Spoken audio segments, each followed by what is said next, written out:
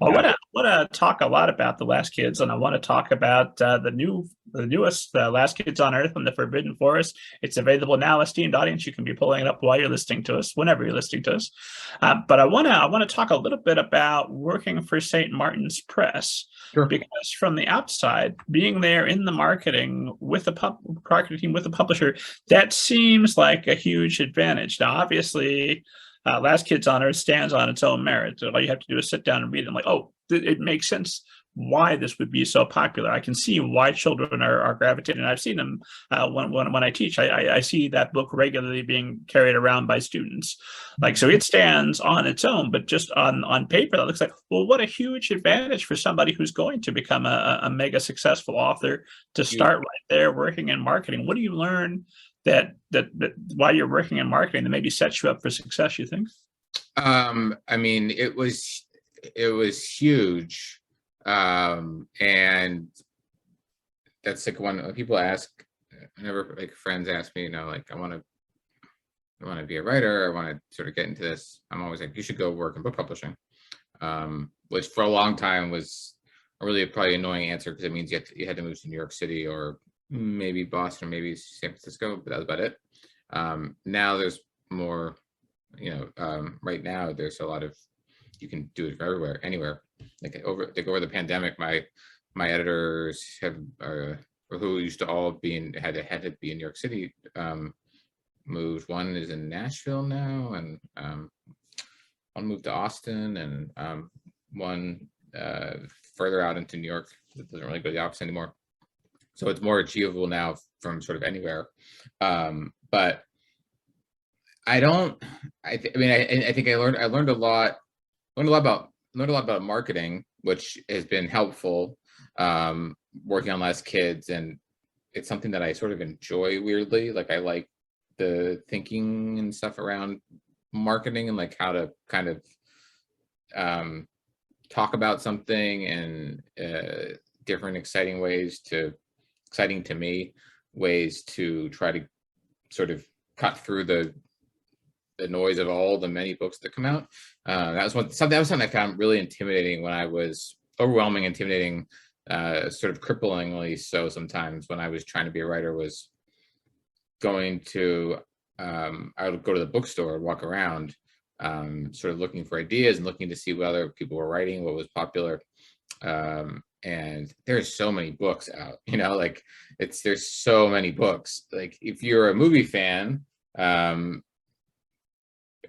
pretend it's 2020 or 2019.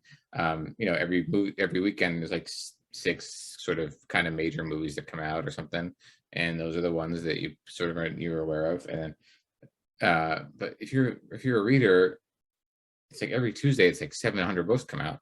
And so it felt very intimidating to try to be like, how does any person rise to the top of that? Which I know I don't mean in terms of success or anything or quality, but just like cut through all of those books to sort of get any focus or attention, to be seen.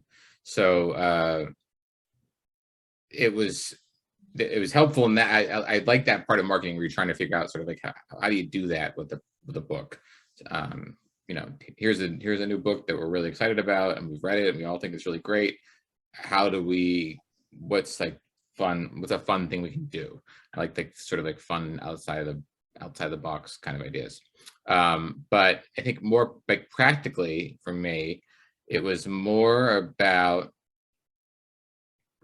I was in my like mid-20s, early mid, and in my 20s basically when I was in book publishing. And so I was like always just, going to lunch and happy hour and parties on the weekends at people's houses and apartments and stuff in New York City with friends who were editors and friends who were agents sometimes and friends who were publicists and a lot in marketing. That was like kind of my social circle, which again, like kind of back to, I don't know, like, I mean, you talk about the pandemic, but it's very weird when I think about the fact that they don't really go into the office anymore. Like I know at Penguin, who publishes Last Kids, they don't have offices anymore. They have a floor that you can go and you get to borrow a desk, like a WeWork or something, like a hot desk. They don't have like an office anymore. That was like my entire social. I wouldn't have had any friends though, if I hadn't had my job, and that's where like I looked forward to going. And that's how that was like my community. And so there I had like friends who were agents and editors and stuff, and I could go and ask them questions and say like, hey, I want to write. I want to write I always wanted to write professionally, by which I mean like I tried to look at it in a business way as opposed to like I think it's easy especially with book writing, I think it's easy for people to get kind of lost in like, I'll wait for like the creativity to sort of hit me and then I'll write something and I was like, okay, what can I sell? How can I make a living doing this? Which is how I ended up writing lots of, activity books, sticker books, trivia books, things like that. Anything that would just sort of like help me pay the rent. It wasn't at all picky.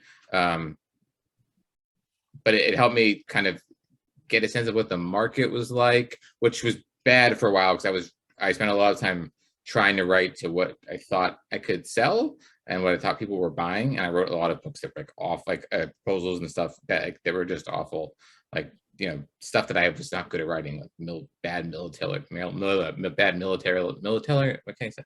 Bad military thrillers, and like I tried like a bad sort of Sex in the City, but they're all bank robbers together, like no, they're like cat burglars together, and they would like these heists and a lot of stuff like that, where I was like, okay, this is what seems to be popular, and I would like take it and change it and kind of make it into something of my own. So there's a good side and a downside to that, sort of trying to treat it very much like this is a job, but how do you write something that will pay your bills?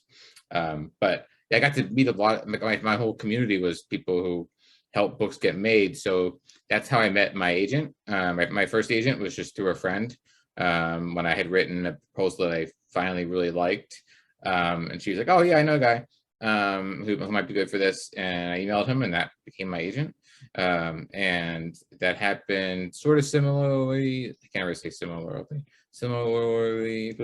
again for my second agent, who's my current agent. And so yeah, that was the way it was most like sort of practically helpful to me. True. But of course, there's lots of people that are working in publishing, all invited on the show. Get in touch with me. Let's make this happen. Lots of people working in publishing, lots of people who go on to publish books.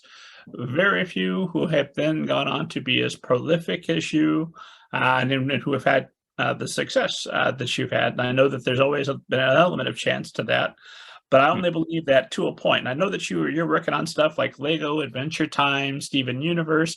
You're doing lots of work for hire, and that's training you just to get things on the paper. I assume you're not being overly precious when you're trying to pay your rent with those, right? No, I wasn't being overly precious. But that's sort of how I ended up. The Adventure Time, Lego, sort of Steven Universe, a couple other shows. That was where the first kind of kids that I sort of stumbled into the kids thing too. Like the writing books and also writing for children were both sort of I wouldn't say accidents, but was not the plan I sort of set out with. So like when I sat, like I would say, I had like it was like a 6'4" walk up that I lived in, and you could go as long as like the super wasn't around, you could go all the way up and kind of push through the fire, like the roof exit. I'd go up there at night and on the weekends when it was warm, and I would sit out there with this lousy old beach chair on the roof, and I would sit there and write. And when I was doing that, what I was usually writing was sort of adult stuff, like zombie stuff. Like I'm a huge zombie nerd. and had been for like forever, because I grew up in Pittsburgh for a while, so I was very aware of Dawn of the Dead and George Romero and stuff from like an early age. And I remember always being like, I want to make my own zombie thing. Then they became really popular once. I mean, for me, it always felt like it started 20 Days Later, and then the Dawn of the Dead remake, the James Gunn one, and then the Walking Dead kind of all sort of hitting within the same 5 years or so. I remember being like bummed out, like, I was like, man, that's like what I would want to do, and now like, people are doing it, and like I'm gonna miss my chance, but like still going strong. So I would write zombie stuff for adults, and then it was only because I started doing those work for hire projects that I started to sort of find a kid's voice, which I found came very naturally to me, like way more naturally than most adult writing I'd been doing came to me.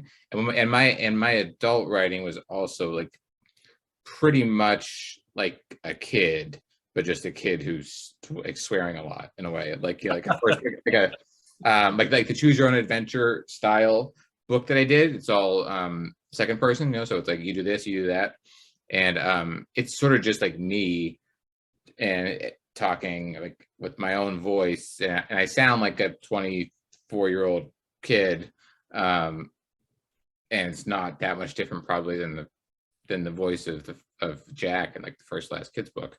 It's sort of less mature in a way. So yes, I sort of that work for hire stuff is not overly precious about, but it's what allowed me to kind of stumble into like, oh, like this is really fun writing for kids. I really enjoy this. This really just kind of comes to me, as opposed to sort of trying to sort of force it as much. Which doesn't mean I don't still want to write adult stuff sometimes, but the kid's voice really came to sort of happily kind of came to me. For the record, should any producers be listening, I am not the target audience for Sex and the City, but if it had some heist in it, I might tune in. That sounds like an improvement. I know. It was. I some of those ideas I thought were okay. That one was, yeah. It was. They would like you know, Samantha sort of like go home with one, and then they would yeah, they'd always kind of get roped into like a heist involving one of the different guys, sort of thing, and yeah, I had a lot of those sort of weird ideas, like not that weird, but like a lot of those like very like so mainstream that it's absurd kind of ideas. Is it Army of the Dead or whatever the Zack Snyder casino heist with zombies movie was? Yes. Yeah, I mean that works. It works fine. Yeah. Exactly. Yeah. Put some heist in there. It'd be great. Put some zombies in there too. You can't have too many. Honestly, that's such a weird one. It's like, wait, why are there zombies in this?